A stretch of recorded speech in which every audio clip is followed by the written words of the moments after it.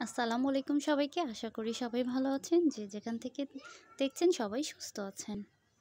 তো যেহেতু রমজান মাস ইফতারের একটা আয়োজন থেকেই থাকে। আর ইফতারের আয়োজনের মধ্যে কিন্তু আমাদের বিশেষ করে আলু চপটা রাখাই হয়।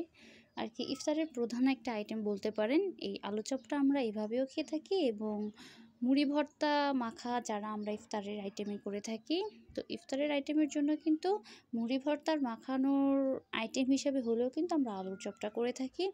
আর বিশেষ করে এই আলুর চপটা কিন্তু মোটামুটি বিশেষ করে পুরান ঢাকার সাইডে যারা আছে তারা একদম অনেক বেশি পছন্দ করে। রোজার মাস ছাড়াও সন্ধ্যার নাস্তা হিসেবে আলু চপ, বেগুনি, ডিম চপ এগুলোই আসলে আমাদের প্রাধান্য একটা স্ন্যাক্স বলতে পারেন।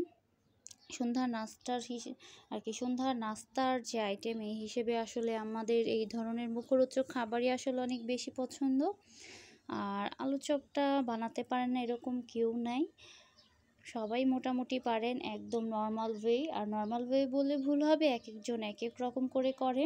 তো আমিও একেক দিন একেক রকম করে করেছি। বাট আজকে যেটা আপনাদের সাথে শেয়ার করছি একদম নর্মালি সবাই যেভাবে পারে জাস্ট নর্মালিভাবেই তৈরি করা। আর বলবেন সবাই যেহেতু পারে তাহলে ভিডিও কেন দিলেন? অ্যাকচুয়ালি যেহেতু রোজার মাস নতুন ভিডিও ক্রিয়েট করা একদমই পসিবল হচ্ছে না, ভিডিও দিতেই হবে। এর জন্য যখন যে ভিডিও পারছি সেটাই আপনাদের সাথে দেওয়ার চেষ্টা করছি, শেয়ার করার চেষ্টা করছি এবং যতটুকু সম্ভব হচ্ছে সবাইকে সাপোর্ট করার চেষ্টা করেছি। তো সবাই আশা করি আমাকেও সাপোর্ট করে সাথে থাকবেন। তো কিছু আলু চপ ভেজে নেওয়ার পরে কিছু ডিম চপ ভেজে নিচ্ছি।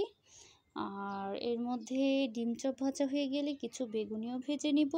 যেহেতু ইফতার আইটেমে আমাদের আলু চপ, পেঁয়াজু, বেগুনি, ডিম চপ এগুলো ছাড়া আসলে ইফতারি করলে মনেই হয় না ইফতার করেছি। আর সবথেকে বেশি কথা আমার এগুলো ভাজতে খুবই ভালো লাগে। রোজার দিনে এগুলো যখন না বানাই বা না ভাজি তখন আমার কাছে রোজাই মনে হয় না। রোজার দিনে আসরের নামাজের পরে ইফতার ভাজবো এই জিনিসটাই আসলে ছোটোবেলা থেকে দেখে এসেছি এবং আমিও বিয়ের পর থেকে করে এসেছি। এর জন্য খুবই ভালো লাগে। তো ভিডিও কেমন লাগলো জানাবেন। আল্লাহ হাফেজ।